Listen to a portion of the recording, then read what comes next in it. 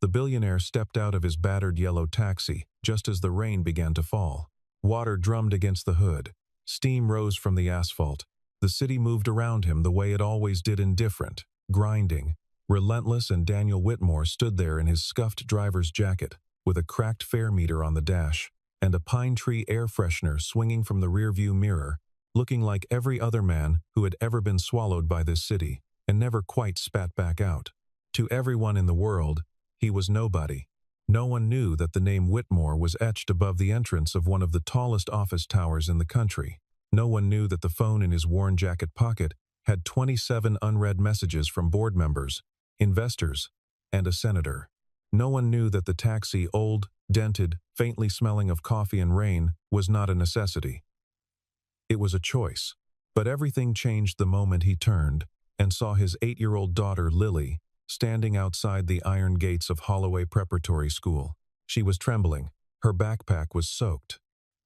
Her yellow ribbon had come undone, and 3 girls in matching blazers stood a few feet away, laughing in that sharp, practiced way that children learn from the adults who raised them. Daniel couldn't hear the words over the traffic, but he could see his daughter's face, the way her chin tucked down, the way her shoulders folded inward, trying to make herself smaller. He had seen that look before. On employees who had been humiliated in meetings. On vendors who had been turned away at the door. On people who had been made to feel that they did not belong. He had never expected to see it on Lily. He crossed the street without thinking. By the time he reached her, the girls had already drifted away, still laughing. Lily looked up at him with red-rimmed eyes, and for a moment she didn't say anything. She just pressed her face against his jacket the way she had when she was 3 years old and had woken up from a nightmare. "Daddy," she whispered. "Can we just go home?" Daniel held her tightly. He didn't speak, but inside, something very quiet and very old shifted. He had built an empire to give his daughter everything. He had never once asked himself whether everything might come with a cost he hadn't calculated. That night, Daniel Whitmore made a decision. He would not reveal who he truly was. Not yet. First, he wanted to understand exactly how cruel people became when they believed someone was powerless. He wanted to see the machine from the inside, without armor, without title, without the name that made boardrooms fall silent. He wanted to see who these people really were. Daniel had not started out wealthy. He had grown up in a 2-bedroom apartment in Columbus, Ohio, the son of a postal worker and a school librarian. His mother had kept a jar on the kitchen counter labeled "College Fund" in her careful cursive. It had taken 6 years to fill it halfway. He had studied computer engineering on a partial scholarship and a campus job, mopping floors at the student union from 11 at night until 3 in the morning. He had graduated with a 3.9 gigapascals and $42,000 in debt. He had founded Whitmore Technologies in a rented garage with 2 other people, a whiteboard, and a belief that the way companies handled data was fundamentally broken. 15 years later, Whitmore Technologies had offices in 9 countries, held patents on 6 proprietary data security systems, and was valued at somewhere north of $4 billion. But that was numbers on paper. Daniel had never been interested in numbers for their own sake. He had been interested in the work. And after the work, he had been interested in Margaret.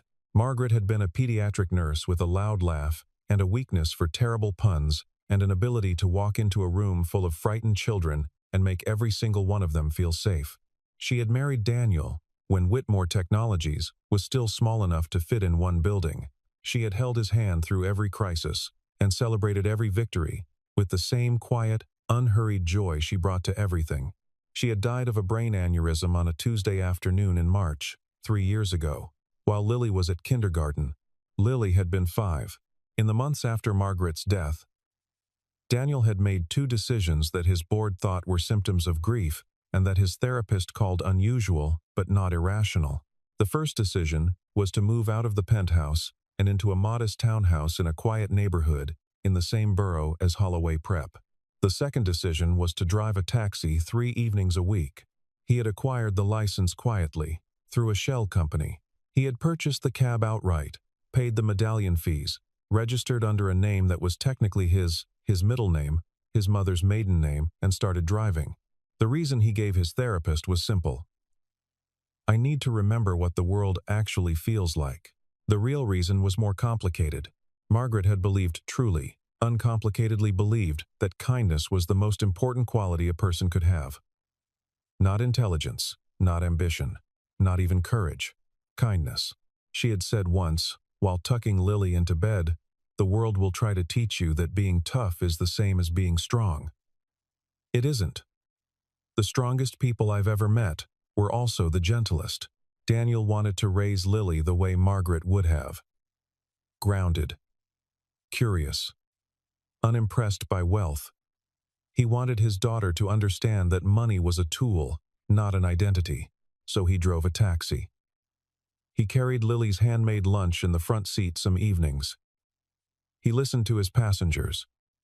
He learned things that no boardroom had ever taught him, and when Holloway Prep had offered Lily a partial academic scholarship, recognizing her extraordinary aptitude for mathematics and language, Daniel had accepted it under her scholarship name, not the Whitmore name. He had enrolled her as Lily Crandall, using Margaret's maiden name. He had paid the remaining tuition quietly, routed through a donor account. He had requested no special treatment, no recognition, no reserved parking space. He wanted Lily to earn her place the way he had earned his. What he had not fully anticipated was the other parents. The first time it happened, Daniel almost dismissed it. He had pulled up to the Holloway front gate on a Wednesday afternoon. The taxi idling in the pickup lane, behind a row of black SUVs and European sedans.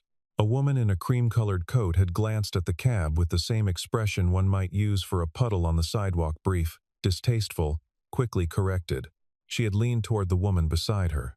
Daniel had not heard the words, but he had seen the gesture, the subtle tilt of the head toward his cab, the quiet laugh. He had told himself it didn't matter. The second time was worse. He was waiting outside the gate on a Friday, when a man in a charcoal suit tapped on his window. "You can't park here during school hours," the man said. "Pickup lane is for parents." "I am a parent," Daniel said. The man looked at him for a long moment at the jacket, at the meter, at the company logo on the door, and then said, with a kind of flat certainty, "Right." He walked away without another word. Daniel sat very still. Then, from the corner of his eye, he saw Lily walking out of the school's side entrance. She was with two other girls, talking, and then she looked up and saw the taxi. And the talking stopped. Her steps slowed. The two girls glanced at the cab and said something Daniel couldn't hear. And Lily dropped her eyes to the pavement and didn't look up again until she reached the door. She climbed into the back seat. This was new. She usually sat in front. "How was your day?" Daniel asked. "Fine," she said. "Just fine?" "Yeah." He watched her in the rearview mirror. She was looking out the window, her jaw set in the particular way she held it when she was trying not to cry. Daniel pulled into traffic. He let the silence sit for a few minutes, the way Margaret had taught him. Let them come to it. Don't push. Just be there. "Daddy," Lily said finally. "Yeah, sweetheart." "Chloe said her mom thinks taxi drivers are." She said a word I'm not supposed to say. Daniel kept his eyes on the road. What kind of word? A mean one. "I see." She said it at lunch, in front of everyone. He let another beat pass. The traffic light ahead turned red. He stopped. "What did you say back?" he asked. "Nothing," Lily said quietly. "I didn't know what to say." Daniel looked at his hands on the wheel. "You know what I think?" he said. "What?" "I think some people say mean things when they're scared." "Scared of what?" "Scared that they're not actually as important as they want everyone to think they are." Lily was quiet for a moment. Then she said, in a very small voice, she said, "I smell like a car." The light turned green. Daniel drove. The city moved around them, indifferent and grinding, and Daniel Whitmore, billionaire, widower, taxi driver, pressed his lips together and made a note of the name Chloe. By October, Lily had stopped talking about school at dinner. This was the clearest sign. Lily had always talked at dinner about her math problems, about the book she was reading, about the ant colony she had observed on the playground, with the focus of a documentary filmmaker. She had her mother's gift for turning small observations into full narratives. But in October, dinner became quiet. Daniel watched it happen, with the helpless precision of a person watching a tide go out. First, the story stopped. Then the spontaneous laughter. Then the request to show him things, drawings, calculations, the small discoveries that had once filled their evenings. One night he found her sitting on the floor of her room, not reading, not drawing, just sitting. "What's going on, Lilybug?" he asked. Settling down beside her, she picked at the carpet fibers for a moment. "Emma's birthday party is Saturday," she said. "That sounds fun." "I'm not invited." He waited. "Nobody told me I wasn't invited," she said. "They just didn't tell me I was." And today Emma was telling everyone what cake she's getting, and she told everyone except me. And when I walked past, she stopped talking and then started again after I was gone. Daniel said nothing. He reached over and put his arm around her. "Sophie said her mom doesn't let her have friends whose families aren't—" Lily paused. She was trying to find the right word. He could tell. "Established," she said, finally, with a carefulness that meant she had memorized it rather than understood it. She said her mom said my family isn't established. Daniel looked at the wall. "Daddy?" Lily's voice was very quiet. "Is being poor embarrassing?" The question landed like a stone in still water. He looked at his daughter. 8 years old, with Margaret's gray eyes and his stubborn chin, sitting on the floor of her room asking him whether her existence was something to be ashamed of. He breathed in slowly. "No," he said, "being poor is not embarrassing. Being cruel is embarrassing." But Sophie said, "Sophie is repeating what her mother told her," Daniel said. "That doesn't make it true. It makes it something Sophie hasn't learned to question yet." Lily looked at him with an expression that was trying to be hopeful and not quite managing it. "Will they always be like this?" she asked. Daniel thought of 100 things he could say. He thought of Margaret, who would have known exactly the right words. He thought of the jar on the kitchen counter, labeled college fund. "Not all of them," he said. "And the ones who matter won't be." Lily leaned against his shoulder. He held her, and in the quiet of her room, Daniel Whitmore began making calls. He started with the school's financials, which were publicly available in part and privately obtainable in full for someone with the right connections. What he found was not surprising, but it was clarifying. Holloway Preparatory School, founded in 1962, endowment approximately $47 million, annual tuition, just under $30,000 per year, operated with a governing board composed almost entirely of current parents or parent alumni.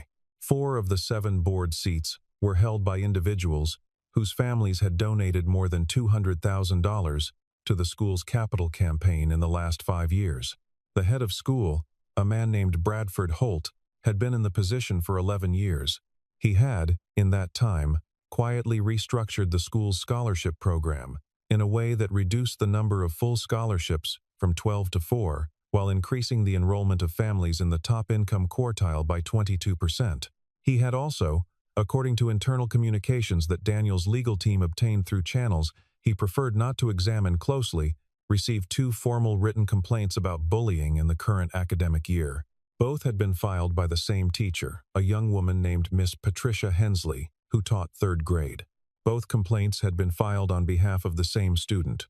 Daniel looked at the name on the complaints for a long time. Lily Crandall. He read Miss Hensley's notes carefully. They were precise, time-stamped, and written in the clipped language of someone who had learned to document carefully because they did not expect to be believed. October 3rd. During lunch recess, subject student was excluded from group play by 4 classmates. When subject approached the group, classmate C addressed her by an inappropriate nickname referencing her parents' occupation. Subject did not respond. Withdrew to library. October 14th. Subject student arrived at class visibly distressed. When asked privately, she disclosed that she had overheard classmate S tell another student that her mom said not to play with her. Subject requested to spend lunch in the classroom. Request granted. October 21st. Subject students' artwork submitted to the school's fall display was found removed from the wall and left in the hallway trash bin. No witness identified. Reported to assistant principal. No action taken. The last line sat in Daniel's chest like a splinter. No action taken. He called Miss Hensley directly. She answered on the third ring, clearly surprised. "Mr. Crandall," she said. And then more carefully, "Is Lily all right?" "She's managing," Daniel said. "I wanted to thank you for the reports."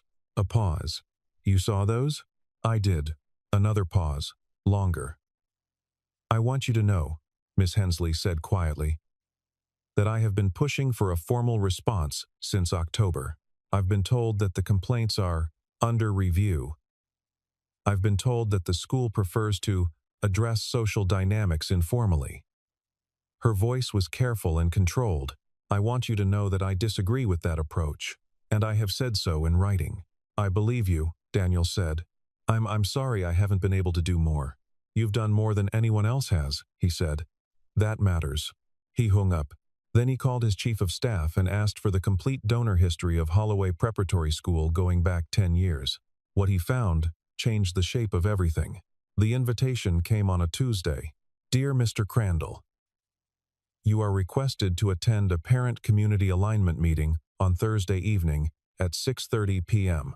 The purpose of this meeting is to discuss certain concerns regarding student integration and community standards. Your attendance is strongly encouraged." It was signed by Bradford Holt. Daniel read it twice. Then he looked up community standards in the context of the previous 4 paragraphs and felt something cool and deliberate settle over him. He went. He wore his driver's jacket. He drove the taxi. He parked in the lot. The meeting was held in the school's main conference room, a long, oak-paneled space with portraits of former heads of school on the walls and a side table with coffee and petite fours that had clearly been catered. There were perhaps 20 parents in the room. Daniel knew none of them by sight, but he recognized 2 of them from the backgrounds of his investigative work. Garrett Ashworth, whose family had contributed $300,000 to the capital campaign and who sat on the board of a regional bank, and Nadine Prescott, a residential developer whose daughter was in Lily's class. They all looked at Daniel when he walked in. He found an empty chair near the back and sat down. Bradford Holt stood at the front of the room in a dark suit with a pocket square and the particular composure of a man who had managed uncomfortable situations by making the other person feel that the discomfort was their own fault. "Thank you all for coming," Holt began. "We're here tonight because several families have raised concerns about the current composition of our 3rd grade cohort and whether the school's scholarship placement process is meeting the needs of our broader community." Daniel listened. For 20 minutes, he listened. He listened to Garrett Ashworth say, in measured tones, that scholarship students sometimes struggled to assimilate into the culture that Holloway families had worked hard to build, and that this was perhaps worth examining. He listened to Nadine Prescott say, with a brittle smile, that she had nothing against underprivileged children in principle, but that her daughter had come home upset on multiple occasions because a certain student had difficulty participating in the kinds of social activities that the other children enjoyed. He listened to a man he didn't know say that the school had a reputation to uphold, and that certain placements, however well-intentioned, created friction that ultimately harmed the whole community. Not once, in 20 minutes, did anyone say Lily's name. They didn't need to. Bradford Holt finally turned to Daniel. "Mr. Crandall," he said, with the careful neutrality of a man handling something he considered mildly distasteful. "We appreciate you coming in. I think what the community is trying to say, in the most constructive possible terms, is that Holloway may not be the ideal environment for every student." The room was very quiet. Daniel looked at Bradford Holt. "Do you teach kindness here?" he asked. Holt blinked. "I'm sorry?" "Kindness," Daniel said. "Is it part of the curriculum? Is it something your teachers talk about? Is it something you model for the students?" We emphasize character development. "My daughter's artwork was thrown in the trash," Daniel said. Not loudly, not with any particular heat. Simply as a fact. She was excluded from a birthday party by classmates who told her their parents didn't allow it. She has been called names during lunch at least 4 times this semester. All of this has been documented by her teacher. None of it has been addressed. The room shifted. He could feel it. Mr. Crandall, I understand your frustration. I'm not frustrated, Daniel said. I'm asking a question. Do you teach kindness here? Holt opened his mouth. Before he could speak, Nadine Prescott leaned forward. With respect, she said, I think the issue isn't kindness. The issue is fit. Some environments simply function better when she stopped. A cup of coffee had been placed too close to the edge of the table, and in her gesture, it tipped. The coffee went across the white tablecloth, and the trailing edge caught Daniel's jacket sleeve. The room froze. Nadine Prescott stared at him. Daniel looked down at the dark stain spreading through the fabric of his jacket. He picked up a napkin from the table, blotted the sleeve carefully, set the napkin down. He looked up. Thank you for your time, he said. And he left. He drove home without the radio on. Lily was already in bed when he arrived. He checked on her. She was asleep, one arm around the stuffed rabbit she'd had since she was 2, and then he sat in the kitchen in the dark for a long time. He was not angry. Anger was too simple for what he felt. What he felt was something more like the particular clarity that comes just before you make a decision you've been avoiding. He picked up his phone. He called his chief of staff, Marcus Webb, at 11:30 at night. I need everything on Holloway Prep, he said. Donor history, board minutes, insurance records, outstanding grants. Everything. How soon? Tomorrow morning. Done. A pause. Should I also flag the routing? Daniel knew what Marcus meant. The routing, the financial architecture through which Whitmore Technologies had been quietly funding Holloway Prep's STEM endowment for the past 4 years, routed through a charitable foundation under a name that did not contain the word Whitmore. Flag it, Daniel said. Don't touch it yet. Understood. He put the phone down. He looked at the coffee stain on his jacket sleeve. He thought about Bradford Holt's face when he asked the question about kindness, the blink, the recalibration. The careful neutrality of a man who had decided that a taxi driver's opinion was manageable, containable. Something that would leave the room when asked politely enough. He thought about Lily's artwork in the trash. He thought about Nadine Prescott's smile, brittle, practiced, the smile of a woman who had learned to dress cruelty in the language of concern. He picked up the phone again. Marcus, he said, there's a gala next weekend. Holloway's annual fundraiser. Get me on the list. The Holloway Annual Excellence Gala was held at the Harrington Grand Hotel on the last Saturday of October. Ticket price: $2,500 per person. Dress code: black tie. Attendees: approximately 300. Drawn from the intersection of the school's parent body and the city's donor class. The evening's program included a silent auction, remarks from Bradford Holt, and the announcement of a major new gift to the school's capital campaign. Daniel arrived at 7:45 p.m. He was wearing his driver's jacket. He had considered, briefly, wearing a suit. He had decided against it. There was something he needed to test first.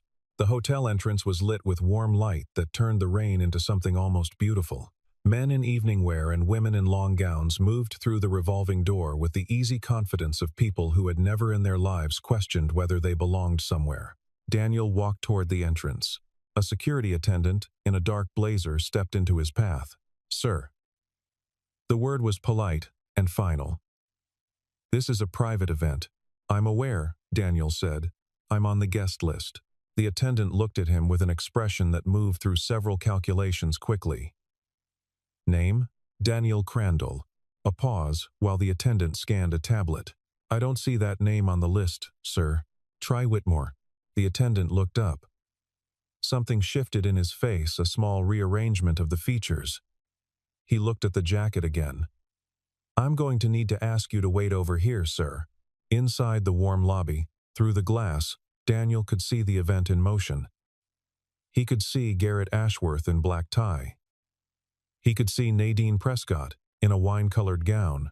He could see Bradford Holt moving through the crowd with the polished ease of a man in his natural habitat. And he could see Lily. He hadn't expected her to be there. He hadn't known the school had invited scholarship families to attend. But there she was in her best dress, the blue one with the small white flowers, standing near the entrance hall with one of the school's administrative assistants, who had clearly been tasked with managing the scholarship families. She was looking at him through the glass. She saw the security attendant blocking the door. She saw the way her father was standing, on the outside, in the rain. Her face did something complicated and painful. She pushed through the door. "Daddy," she said. Her voice was very careful, the voice she used when she was trying not to make a scene. "Hey, Lilybug. Why are they?" "It's okay," he said. "It's not okay." Her eyes were bright with the particular fury of a child who has understood something about the world that she didn't want to understand. "They can't just, Lily." He crouched down to her level. The rain was drifting in from outside, and her blue dress had small dark spots on the shoulders. "I need you to trust me for the next 10 minutes. She looked at him with Margaret's eyes. "Okay," she said, very quietly. He stood. He took out his phone. He called Marcus Webb. "Bring the car around," he said. Marcus Webb arrived in 4 minutes. Not in one car, in 3.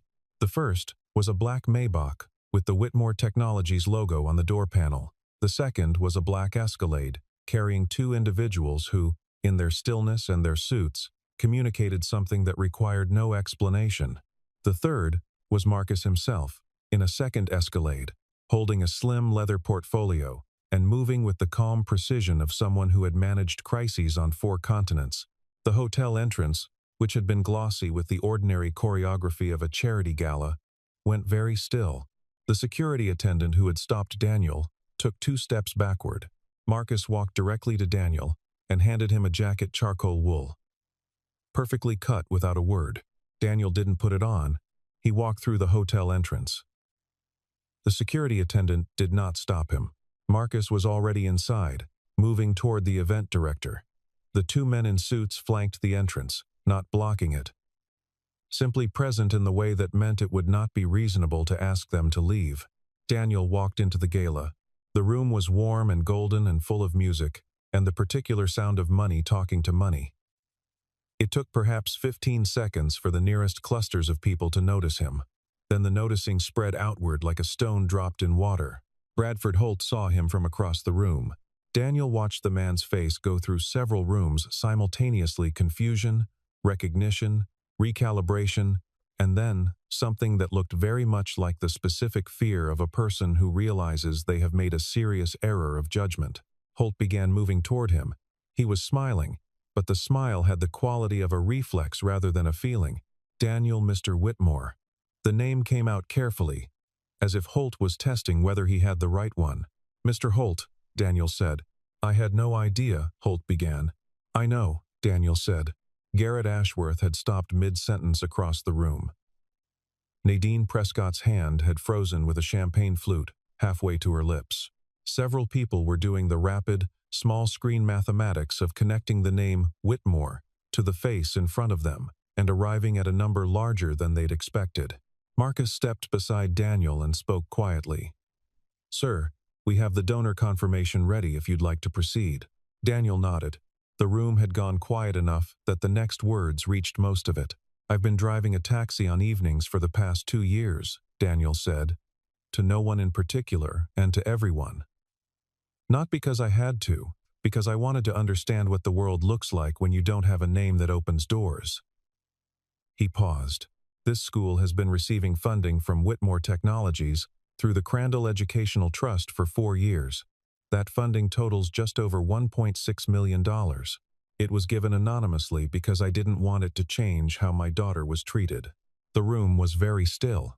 "It didn't help," he said. Bradford Holt opened his mouth. Daniel continued. "My daughter's name is Lily Whitmore Crandall. She is 8 years old. She was placed in your 3rd grade class on academic merit. Her test scores placed her in the 94th percentile for her age group. She has been excluded from social groups, had her artwork removed from display and discarded, and been told by her classmates, in the words of the adults who raised them, that she did not belong here because her father drives a taxi." He let that sit. Nadine Prescott had put down her champagne glass. "Children learn cruelty from adults," Daniel said. "Every unkind thing my daughter has heard at this school came from a child who heard it first at home. He turned to Holt. Miss Patricia Hensley filed 2 formal complaints on my daughter's behalf. Both were filed in October. Neither was acted upon. Miss Hensley is one of the best teachers in this building, and she has been made to feel that her concerns are inconvenient. He looked around the room. I'm withdrawing the Crandall Educational Trust funding effective immediately, he said. My legal team will be in contact with your board regarding the terms of the existing grant agreement. Bradford Holt had the expression of a man standing very close to the edge of something. I would like to make one more thing clear, Daniel said. This is not revenge. I'm not doing this because Nadine Prescott spilled coffee on my jacket. I'm doing this because a building full of adults decided that a child was less valuable because of what her father appeared to be. And not one person in this room, not one said anything. He looked at Garrett Ashworth. Ashworth looked at the floor. Money doesn't make people good, Daniel said. It just makes them more comfortable with themselves. And that comfort, unchallenged, becomes something ugly. He turned and walked back toward the entrance. Lily was standing just inside the door, still in her blue dress with the small white flowers. He took her hand. They walked out into the rain. The board convened an emergency session the following Monday. Bradford Holt resigned on Wednesday, citing personal reasons. The resignation letter made no mention of the gala.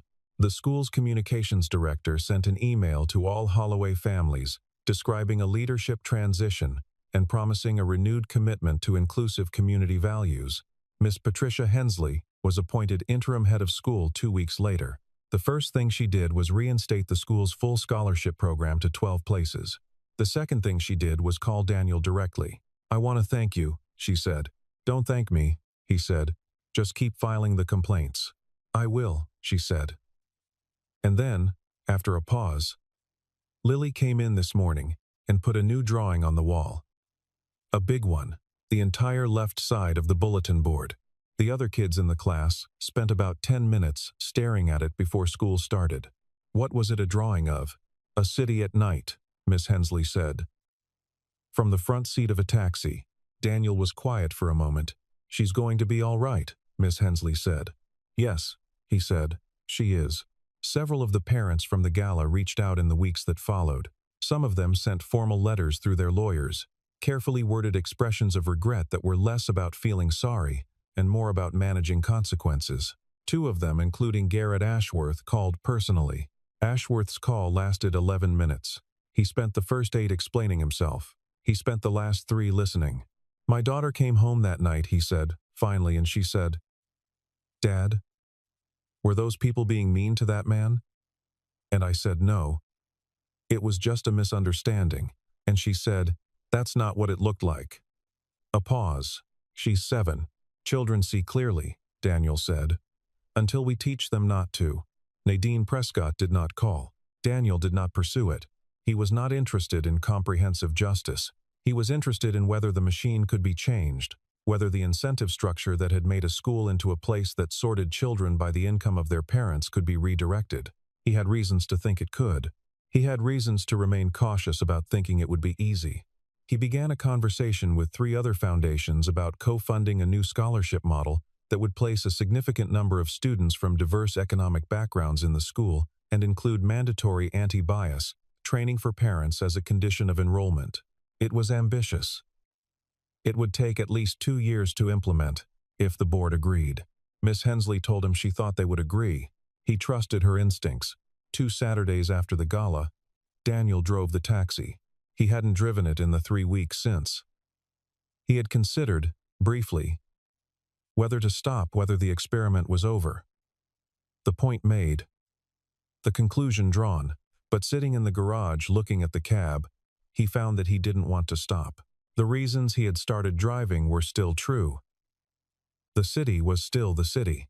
People still got in and went places and told him things in the particular uninhibited way that people speak to strangers in the dark. He backed the cab out into the Saturday morning light. Lily was standing on the sidewalk in her jacket and a yellow knit hat, her backpack over one shoulder. He rolled down the window. Where are you going? He asked. With you, she said. He looked at her. It's a work day, Lily Bug. I know. She adjusted the strap of her backpack. "I want to come." He reached over and opened the passenger door. She climbed into the front seat. She buckled her seatbelt with the focused click of someone doing something important. She put her backpack on her lap and looked out through the windshield at the street ahead. Daniel pulled into traffic. They drove for a while without speaking. The city went past the windows, the coffee shops opening, the delivery trucks, the pigeons who had claimed a particular intersection and refused all negotiations. Lily watched it all with the steady attention she gave to things she was trying to understand. "Daddy," she said. "Yeah? Why didn't you tell them who you were sooner?" He had been expecting the question. He had been thinking about how to answer it honestly without giving her something too heavy to carry. "Because I needed to know who would still be kind to us," he said. She thought about this. And Miss Hensley was kind to you. Before she knew anything about me. Before there was any reason to be kind except that being kind was the right thing. He glanced at her. "That's what I was looking for." Lily turned this over. "Is that why you drive the taxi?" "Partly," he said. "Your mom used to say that you only really learn who people are when they think nothing is at stake. When they think you can't help them, can't hurt them, don't matter." He kept his eyes on the road. "I drive the taxi to stay honest about what the world is like for most people. And what is it like? Hard," he said. "And also kind, sometimes, in small ways. More than you'd expect." Lily was quiet for a moment. "The drawing I put up," she said. "Miss Hensley told me. I drew it from memory. From all the times I've ridden up front with you." She looked out the window. "I used to be embarrassed. You know that." "I know," he said. "I'm not anymore." He didn't say anything. He let it sit, the way Margaret had taught him. "I think," Lily said carefully, "that the people who made me embarrassed were the ones who didn't know what anything was actually worth." Daniel looked at the road. The morning light was coming through the windshield at a low angle, golden and particular. The kind of light that made ordinary things look briefly significant. "When did you get so smart?" he asked. "I've always been smart," Lily said, with the calm certainty of someone stating a known fact. "You just had to wait for me to figure out what to do with it." He laughed, a real one, quick and uncomplicated. The city moved around them. 2 hours later, they picked up a man in his 60s near the park, gray coat, reading glasses, a library book under his arm. He got in, gave an address on the east side, and then looked at Lily with the mild curiosity of someone who had not expected a child in the front seat. "Your daughter?" he asked. "Yes," Daniel said. "Nice day for it." The man looked out the window. Then he glanced back at Daniel. "You know, I saw something in the news this week. Something about a tech company, Whitmore Technologies. Billionaire CEO, some kind of school thing." He shook his head. "Don't remember the details." "Is that right?" Daniel said. "Interesting story." Whatever it was. The man opened his library book. Then he looked up once more and caught Lily's eye. "You enjoy your Saturday, young lady." "Thank you," Lily said politely. The man went back to his book. Lily leaned slightly toward her father's shoulder and, very quietly, so only he could hear, said, "He's also the best dad in the world." Daniel kept his eyes on the road, but his jaw worked for a moment, and if the man in the back seat had been paying attention, he might have seen something cross the driver's face that was not quite a smile and not quite anything else, something older and more complicated, the expression of a person who has lost something irreplaceable and found, in what remained, a reason to keep going. The city went on. The taxi moved through the morning light. And Daniel Whitmore, billionaire, widower, taxi driver, the best dad in the world, drove. The strongest people I've ever met were also the gentlest. Margaret Whitmore, to her daughter, on an ordinary Tuesday night, in a world that did not yet know how little time she had.